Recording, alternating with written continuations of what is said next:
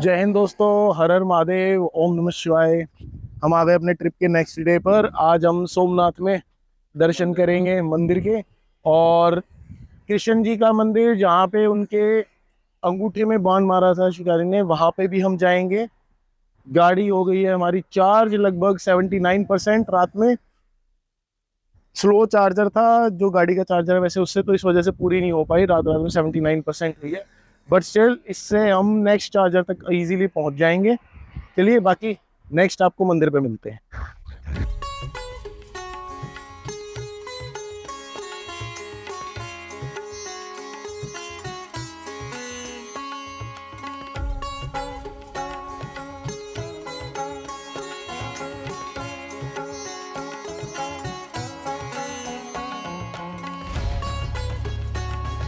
दोस्तों, यहाँ पे अंदर कृष्ण जी की मूर्ति के साथ में ही वो पेड़ भी है जिसका माना जाता है कि कृष्ण जी इसी के नीचे बैठे हुए थे जब उनको तीर लगा था आके।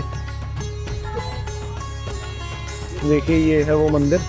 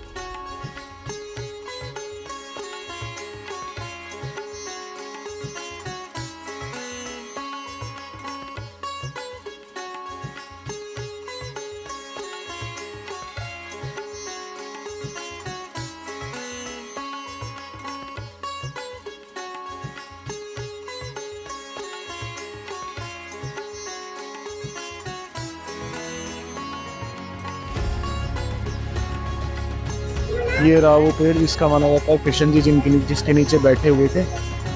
ये उनकी मूर्ति यहाँ पर बहुत सुंदर।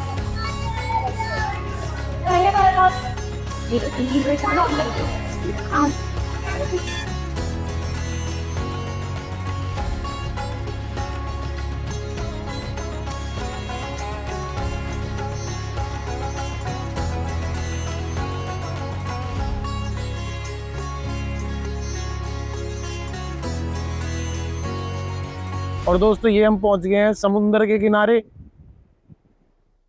यहाँ पे पीछे आपको दूर वो सोमनाथ मंदिर दिख रहा होगा, देख सकते। वो देखो, वो रहा सोमनाथ मंदिर है, वहीं जाना है हमें फिलहाल। ये देखिए बिल्कुल समुद्र के यहाँ पे समुद्री अभिषेक बार बार शिवलिंग का कर रहा है।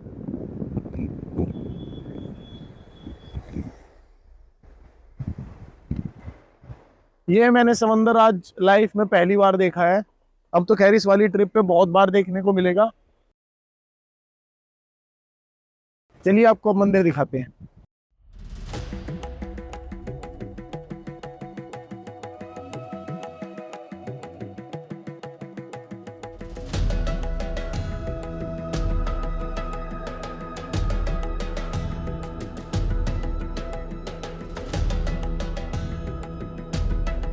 अब हम आ गए हैं महारानी अहिल्याबाई द्वारा पुनर्स्थापित जो मंदिर है।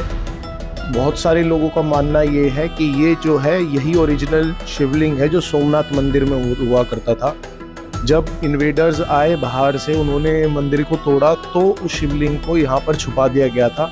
और अहिल्याबाई महारानी जो थी, उनके सपने में शिव जी की पोजीशन आई थी, जिसके आने के बाद उन्होंने फटाफट यहाँ पे मंदिर बनवाया। अगर आपको अभिषेक करना है तो इस शिवलिंग का अभिषेक आप कर सकते हैं। बाहर यहाँ पे दूध भी मिलता है, पंडित जी मिल जाते हैं अंदर और वो पूजा भी करवाते हैं बड़े अच्छे तरीके से। मेन सोमनाथ मंदिर में आपको शिवलिंग के इतनी पास जाने की परमिशन नहीं मिल पाती, वहाँ पे पूजा की परमिशन नहीं मिलती। तो यहाँ पे आप आके इस शिवलिंग की भी पूजा कर सकते हैं। बहुत सारे लोगों की मान्यता इसके साथ भी जुड़ी हुई है। हमने भी यहाँ पर बड़े ही अच्छे से शिव जी का दूध लेके बाहर से अभिषेक किया था और बहुत ही अच्छे दर्शन यहाँ पे शिव जी के हुए थे, आप देख सकते हैं वीडियो में। भारतवर्ष से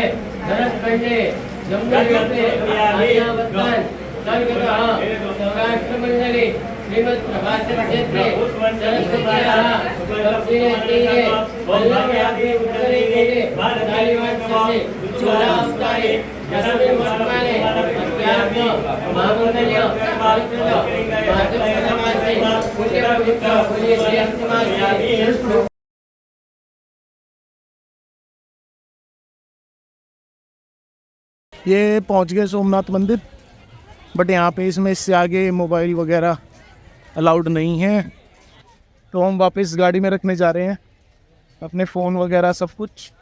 चप्पल भी है, गाड़ी में ही उतार आएंगे। फिर उसके बाद अंदर दर्शन करके फिर अपना वापस आके द्वारका की तरफ फिर हम ये देखिए मंदिर अंदर से। ये इधर सरदार पटेल जी की मूर्ति मंदिर के जस्ट सामने की तरफ बनती हुई।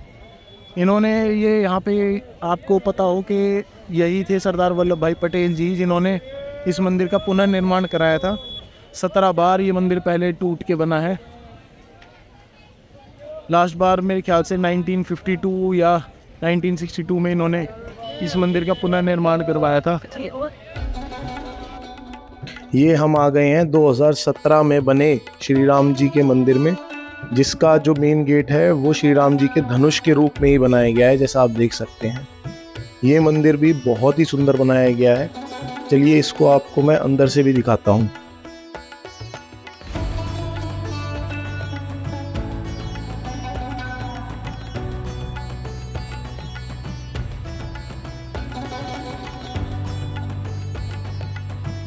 ये मंदिर त्रिवेणी संगम के पास ही बनाया हुआ है। ज़्यादा लोगों को इसके बारे में अभी नहीं पता है, इस वजह से इसमें इतनी ज़्यादा भीड़ भी आपको नहीं मिलेगी। जब आप त्रिवेणी संगम देखने के लिए आए तो इस मंदिर में भी ज़रूर आइएगा। जैसा कि आप अंदर देख सकते हैं मेरी इस वीडियो में, कितनी अच्छी यहाँ पे मूर्तियाँ लगाई हुई हैं, कितना सुंदर ये मंदिर है। और यहाँ से बहुत ही अच्छा आसपास के एरिया का आपको सोमनाथ का बहुत अच्छा दृश्य दिखेगा।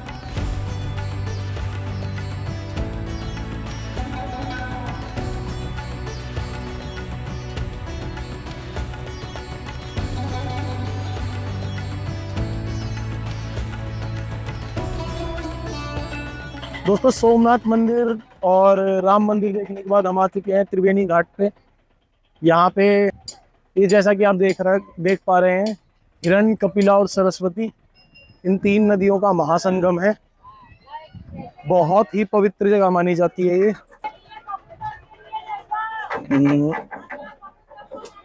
माना जाता है यहाँ पे जो स्नान करता है, जस्ट लाइक गंगा, जैसे गंगा जी का माना जाता है कि सारे पाप धुल जाते हैं, वही यहाँ पे भी माना जाता है कि त्रिवेणी घाट में यहाँ पे संगम में जो स्नान करता है कि सारे पाप धुल जाते हैं। ये आपको दिखा, ये देखिए यहाँ पे संगम के बाद ये सारी नदियां फिर आगे समंदर में जाती हैं।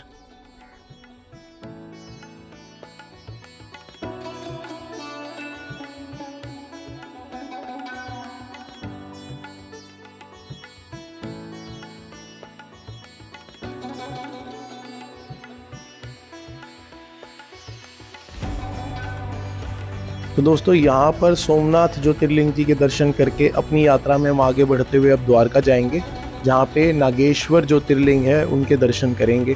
फिर वहाँ से हम मूव ऑन करते हुए एमपी होते हुए, महाराष्ट्र होते हुए बाकी सारे ज्योतिर्लिंग की भी यात्रा करेंगे।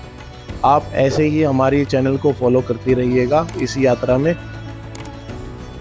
बाकी आपके जो भी सवाल हो, जो भी आपकी क्वेरीज हो, आप कमेंट्स में या फिर मेरे इंस्टा पे मैसेज करके मेरे से ज़रूर पूछ सकते हैं। नेक्स्ट व्लॉग में आपसे मुलाकात होगी। हर हर महादेव।